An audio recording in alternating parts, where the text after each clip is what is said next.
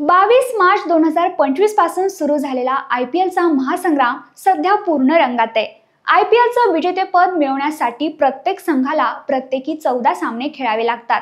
त्यानंतर 10 संघांपैकी केवळ वरचे 4 संघ प्ले-ऑफसाठी पात्र ठरतात। सध्या प्रत्येकी संघाचे 7 पेक्षा जास्त सामने झालेले आहेत। त्यामध्ये काही संघांनी खूप उत्कृष्ट कामगिरी केली आहे, तर काही संघ पॉइंट्स टेबलच्या अगदी तळाशी आहेत। संघाचे थोडे सामने बाकी असल्यामुळे ही लढत अजूनच तीव्र झाली आहे। सध्याची स्थिती पाहता शुभमन गिल याच्या नेतृत्वाखालील गुजरात टायटन्स आणि अक्षर पटेल याच्या नेतृत्वाखालील दिल्ली कॅपिटल्स हे 2 संघ अतिशय उत्कृष्टपणे खेळताना दिसून येत आहेत, जे अनुक्रमे 12 व 10 गुण मिळवून पॉइंट्स टेबलच्या पहिल्या आणि दुसऱ्या स्थानावर विराजमान आहेत। साई सुदर्शन व प्रसिद्ध कृष्णा यांसारख्या खेळाडूंमुळे गुजरातचा तर KL राहुल व कुलदीप यादव या खेळाडूंमुळे दिल्लीचा विजय रथ अखंडित चालू आहे। असं असलं तरी RCB व किंग्स 11 पंजाब हे संघ देखील खूपच मजबूत स्थितीत असताना पाहायला मिळत आहेत। विराट कोहली व फिल सॉल्ट यांसारखे मातंबर फलंदाज तर भुवनेश्वर कुमार व जॉस यांसारखे अष्टपैलू गोलंदाज यामुळे बंगलोरचा संघ खूपच मजबूत भासतोय। त्याचप्रमाणे श्रेयस अय्यरच्या नेतृत्वाखालील पंजाबच्या संघानेही आपल्या विजयाची मालिका कायम राखली आहे।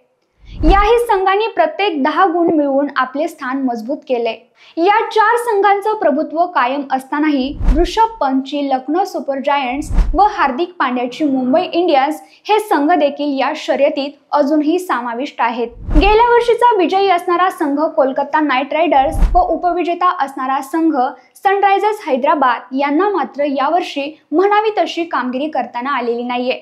त्याचबरोबर या 2 संघांसोबत चेन्नई सुपर किंग्स व राजस्थान रॉयल्स या 2 संघांनाही खूप मोठ्या अपयशाचा सामना यावर्षी करावा लागतोय।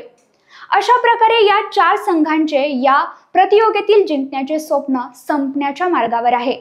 आता वैयक्तिक कामगिरीबद्दल बोलायचं झाल्यास सर्वाधिक धावा मिळवणाऱ्या खेळाडूसाठी असणारी ऑरेंज कॅप सध्या गुजरात टायटन्सचा फलंदाज साई सुदर्शन या खेळाडूकडे आहे। साई सुदर्शनने 8 सामन्यात 417 धावा मिळवण्यात यश मिळवले। त्याचप्रमाणे सर्वाधिक बळी घेणाऱ्या खेळाडूसाठी असणारी पर्पल कॅप गुजरात टायटन्सचाच गोलंदाज प्रसिद्ध कृष्णा याने राखली आहे। प्रसिद्ध कृष्णाने 8 सामन्यात तब्बल 18 बळी घेण्यात यश मिळवले। आतापर्यंत झालेले सामने पाहता गुजरात टायटन्स व रॉयल चॅलेंजर्स बंगलोर हे संघ खूपच मजबूत दिसतायत। RCB संघाची फलंदाजीची फळी खूपच मजबूत दिसतेय। संघाचा अष्टपैलू खेळाडू विराट कोहली याने आतापर्यंत 8 सामन्यांमध्ये तब्बल 322 धावा मिळवल्या आहेत, तर त्याच संघाचा गोलंदाज जॉशने 12 बळी मिळवले आहेत। धावांचा पाठलाग यशस्वीपणे करण्यासाठी हा संघ ओळखला जातो। तर गुजरात टायटन्स बद्दल बोलायचं झाल्यास ऑरेंज कॅप व पर्पल कॅप मिळवणारे दोन्ही खेळाडू याच संघामध्ये आहेत। तर संघाचा कर्णधार शुभमन गिल याचा हा सीझन खूपच उत्कृष्ट जाताना दिसतोय। त्यामुळे या 2 संघांपैकी कोणता तरी एक संघ विजयाची ट्रॉफी जिंकेल अशी शक्यता सध्या तरी अनेक जण वर्तवतायत। परंतु असं असलं तरी अजून संघाचे बरेच सामने बाकी असल्यानं खूपच अनिश्चितता आहे। त्यामुळे एवढ्या अगोदर कोणत्याही संघाच्या विजयाची खात्री देता येत नाही। परंतु आम्हाला तुमचे अंदाज जाणून घ्यायला आवडतील। तुम्हाला काय वाटतं, ते कोणते खेळाडू असतील जे ऑरेंज कॅप व पर्पल कॅप जिंकतील? ते कोणते 4 संघ असतील जे प्ले-ऑफसाठी पात्र ठरतील व तो कोणता एक संघ असेल जो विजयाची ट्रॉफी उचलेल? तुमचं उत्तर कमेंटमध्ये नक्की सांगा।